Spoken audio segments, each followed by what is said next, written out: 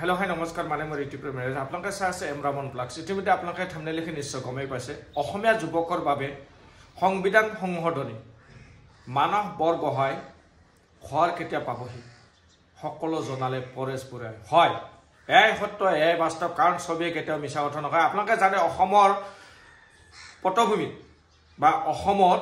খাইকৈ মানৱ নামৰ নামটোৱে বহুত জনসাধাৰণক মানে আকৰ্ষণ কৰিছে মানৱ বৰগোহাঁই আৰু মানৱ চলিহাৰ কথা ক'বলৈ গৈ আছো মানৱ বৰগোহাঁই হি আলফা স্বাধীনৰ ঠাইৰ পৰা অৰ্থাৎ শিবিৰৰ পৰা নিজে বিস্ফোৰক মন্তব্যৰে ভিডিঅ' ক্লিপ পঠাই কিনে ইতিমধ্যে সংবাদ মাধ্যমত কৈছে বা জনাইছে যে মানৱ চলিহা আৰু মানৱ বৰগোহাঁই একেই নাৱৰে যাত্ৰী আছিলে আৰু ইতিমধ্যে স্পাইম্যান হিচাপে দুজনে কাম কৰিছে জোনেল অফিচাৰ বুলি দাবী কৰিছে মানৱ চলিহা মানৱ বৰগোহাঁই আজি আলফাৰ শিবিৰত তিনিজনীয়া নিৰীক্ষণ কমিটিৰ তত্ত্বাৱধানত আৰু মানৱ চলিহাক জানে বৰ্তমান আছে গুৱাহাটী কেন্দ্ৰীয় কাৰাগাৰত আৰু ইতিমধ্যে মানৱ চলিহাৰ অধিক জানিবৰ কাৰণে এছবিৰ শাখাই দিছপুৰ থানাত আপোনালোকে জানে বিশেষ তথ্য আহৰণ কৰিবলৈ আহিছিলে কিন্তু হেতু এতিয়া মই ফালৰে কাটিছো এতিয়া আহিছো মানৱ বৰগোহাঁই ওচৰলৈকে মানৱ বৰগোহাঁই কি হল কি নহল এই সকলো জনাবৰ কাৰণে আপোনালোকলৈকে আগবঢ়াইছো আশা কৰো ভিডিঅটো সম্পূৰ্ণ শেষলৈকে চাব বুলি আৰু পৰেশ বুৰাই ডাঙৰীয়াই কি কৈছে এই সকলো জনাম আপোনালোকৰ ইতিমধ্যে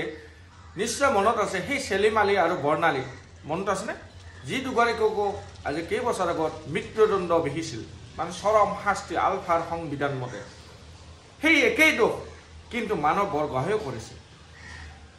তেওঁলোকৰ অৰ্থাৎ সহস্ৰ সংগ্ৰামী লোকসকলৰ বিৰুদ্ধাচৰণ কৰি বহুত কাম কাজত লিপ্ত হৈ ইতিমধ্যে স্পাইম্যান হিচাপে গৈ কিনে আলফাৰ শিবিৰত আটক হয় তাৰপিছত আপোনাৰ গ্ৰেপ্তাৰ হ'ল তাৰপিছত এতিয়া আলফা স্বাধীনে ইতিমধ্যে ঘোষণা কৰিছে যে এইটো চৰম শাস্তি দিয়া নহয় মানে মৃত্যুদণ্ড দিয়া নহয় কিয় আপোনালোকৰ জানিবলৈ মন নাজানে নিশ্চয় যাব কথা হ'ল আমাৰ মানুহে কয় যে সত্যৰ সদায় জয় কাৰণ সব মানৱ বৰগোহাঁই যদিও কাৰোবাৰ প্ৰেছাৰত গৈছিলে কিন্তু মানৱ বৰগোহাঁই এফালৰ পৰা সত্যতা প্ৰতিষ্ঠা কৰি দেখুৱাই দিলে আলফা স্বাধীনক যে হয় মই অইনৰ মানে বা অইন ব্যক্তিৰ হেঁচাত আহিছিলোঁ কিন্তু সেই সকলো পতিয়ন গ'ল আলফা স্বাধীনে কিয় পতিয়ন গ'ল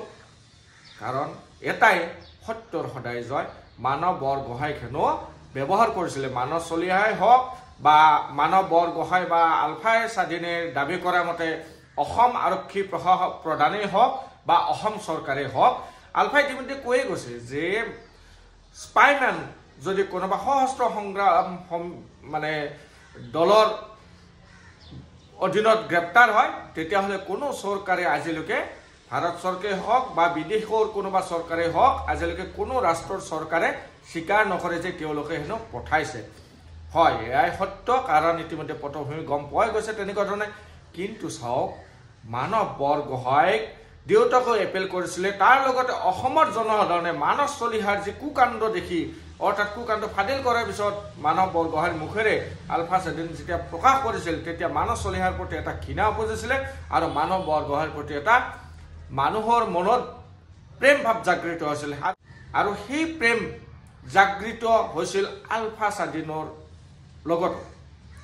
কাৰণ এইকাৰণে কৈছো যে আলফা স্বাধীনে নিজৰ সংশোধন কৰিলে আইন অৰ্থাৎ নিজৰ আইন সংশোধন কৰি হ'লেও মৃত্যুদণ্ডৰ পৰা ৰেহাই দিলে মানৱ বৰগোহাঁই কিন্তু যদিও ৰেহাই দিছে তাত কিন্তু তিনিটা চৰ্ত দিছে বা আপোনাৰ তিনিটা কথা কৈছে পৰেশ বুৰাই কি কৈছে যে প্ৰথম এবছৰ তেওঁ কি কৰিব লাগিব শাৰীৰিক শ্ৰমদান দিব লাগিব শাৰীৰিক শ্ৰমদান দি আলফাক সন্তুষ্টি কৰিব লাগিব দ্বিতীয়তে হ'ল 4 বছৰ তেওঁ নিজকে সংশোধনীত টাইম পাব আৰু সেই সংশোধনীত যদি তেওঁ ছাকচেছ হয় তেন্তে তেওঁ ৰেহাই পাব আৰু 5 বছৰলৈকে তেওঁ হেনো সংগঠনৰ কোনো যোগ্য হ'ব নোৱাৰে অৰ্থাৎ আলফা স্বাধীনত তেওঁলোকে স্বীকাৰ কৰি নলয় ইয়াতে এটা কথা আহি পৰে যে এই যে তিনিটা চৰ্ত দিলে আলফাই সঁচাকৈ যদি মুক্তি দিছে তেন্তে আলফাই বা তেওঁক যদি মৃত্যুদণ্ডৰ পৰা ৰেহাই দিলে ইমানে যদি দয়ালু হয় আলফাই তেওঁকতো হয়তো কেইমাহমান টাইম লৈ পঠাই দিব পাৰিলেহেঁতেন কিন্তু পঠাই নিদিলে অৱশেষত গৈ সেই একেই পৰিণতি হ'ব নেকি সেলিম আলীৰ নিচিনা বা বৰ্ণালীৰ নিচিনা সেয়া এটা মানে খুব জৰুৰী প্ৰশ্ন হৈ উঠিছে আজিৰ দিনত কাৰণ সেই সেলিম আলী আৰু বৰ্ণালীও এনেকুৱা কিছুমান ঘৃণনীয় কামত জড়িত হৈছিল যাৰ কাৰণে মৃত্যুদণ্ড আছিল চৰম শাস্তি আৰু পাৰিবনে মানৱ বৰগোহাঁই নিজকে সংশোধন কৰিবলৈ নে কিবা অজুহাত দেখুৱাই অৱশেষত মানৱ বৰগোহাঁইৰো সেই একেই পৰিণতি একেই ৰাস্তাতে লৈ যাব আলফাই নে আলফাই মানৱ বৰগোহাঁইৰ ক্ষেত্ৰত অসমৰ ৰাইজৰ এটা সমাদৰ ল'ব বিচাৰিছে ব্যৱহাৰ কৰি কাৰণ চাওক আলফাই যদি সঁচাকৈ তেওঁ মৃত্যু মুখৰ পৰা মৃত্যুদান অৰ্থাৎ জীৱন দান দিলে তেন্তে তেওঁক হয়তো কেইমাহমান টাইম দিও এৰিব পাৰিলেহেঁতেন কিন্তু তেওঁক এনেকুৱা কঠোৰ তিনিটা নিয়ম দিলে চৰ্ত দিলে সেই চৰ্ত তিনিটাত ছাকচেছ হ'ব পাৰিবনে আৰু খাইকৈ যদি তেওঁ সেই নিৰীক্ষণ কমিটিৰ তিনিজনীয়া যি নিৰীক্ষণ কমিটি দিছে সেই নিৰীক্ষণ কমিটিৰ সন্তুষ্টি কৰি যদি 4 বছৰত সংশোধন কৰিব পাৰে তেন্তে হয়তো আলফাই তেওঁক যোগ্য বুলি ঘোষণা কৰি তেওঁলোকৰ দলতে ৰাখিব যেন অনুমান হয় এতিয়া আলফা স্বাধীনে এটা কথা স্পষ্ট কৰিব লাগে যদিহে মানৱ বৰগোহাঁই সঁচাকৈ ছাকচেছ হয় আলফাৰ দৃষ্টিত সেই 5 বছৰৰ ভিতৰত সেই 3টা চৰ্ত যদি কমপ্লিট কৰে মানৱ বৰগোহাঁইক অসমৰ ভূমিত পঠাবনে সেই কথাটো পৰেশ বৰুৱাই কিয় আজি উল্লেখ কৰা নাই নে পৰেশ বৰুৱাই ভাবিছে তেওঁক সংগঠনত ল'ম বুলি আৰু খাইকৈ সব ব্যৱহাৰ কৰাইছে অন ব্যক্তিয়ে তেওঁলোকৰ কি হাৰাশাস্তি হ'ব তেওঁলোকে কি শাস্তি পাব তেওঁলোকে শাস্তি পাবনে আলফাৰ আইনত আলফাৰ সংবিধানত নে তেওঁলোকক এনেকৈ এৰি দিয়া হ'ব আৰু আমাৰ অসমীয়া যুৱকসকলক আৰু অন্যান্য ব্যক্তিসকলে এনেকুৱা ধৰণে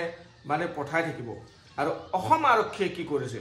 যদি তেনেকুৱা ধৰণে মানৱ চলিহাৰ ক্ষেত্ৰতে কোৱা না মই এজ এ হোল যিকোনো ব্যক্তিয়ে যদি তেনেকুৱা প্ৰেছাৰাইজ কৰি কাৰোবাক ব্যৱহাৰ কৰে সশস্ত্ৰ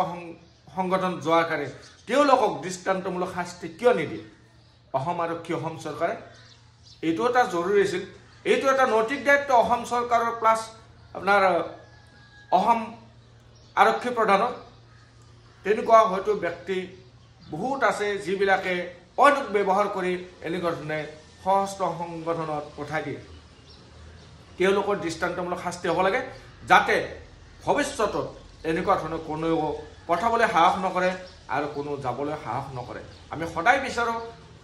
যে আমাৰ অসমখন সেই বৰ অসমৰ নিচিনা তাহানিৰ অসমৰ নিচিনা সুখ শান্তি আৰু সমৃদ্ধি ভৰপূৰ হৈ থাকক য'ত নেকি কোনো আন্দোলন নহয় কোনো মানে সশস্ত্ৰ সংগঠন আৰু জনম নাপায় এনেকুৱা ধৰণৰ হোৱাটো বিচাৰোঁ আৰু ৰাইজে বিচাৰে আৰু কোনো দল সংগঠনে নিজাকৈ নাভাবে যে বা কোনো ব্যক্তি নাভাবে যে মই সশস্ত্ৰ সংগঠনত যাওঁ বা অন্যান্যত যাওঁ এইবিলাক পৰিৱেশ ঘটিবলৈ কেতিয়াও দিব নালাগে বুলি মই ভাবোঁ ব্যক্তিগতভাৱে আৰু আলফা স্বাধীন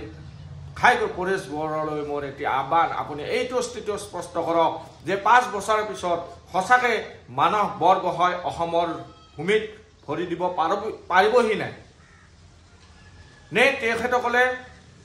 মানৱ বৰগোহাঁইক অসমলৈ উভতাই নপঠায় তেওঁলোকৰ লক্ষ্য কি আসল লক্ষ্যটো প্ৰকাশ কৰাটো খুবেই জৰুৰী আৰু শেষৰ ভিডিঅ'টোত যোৱাকালি ভিডিঅ'টোত আগৰ ভিডিঅ'টোত এনেকুৱা অনুভৱ হয় যে মানৱ বৰগোহাঁইক খুব চৰম শাস্তি ইতিমধ্যে আৰম্ভ কৰিছে কাৰণ তেওঁ বুক শুকাই কান্দি কান্দি আগৰ কেইটা ভিডিঅ'ত কিন্তু এটা সুন্দৰ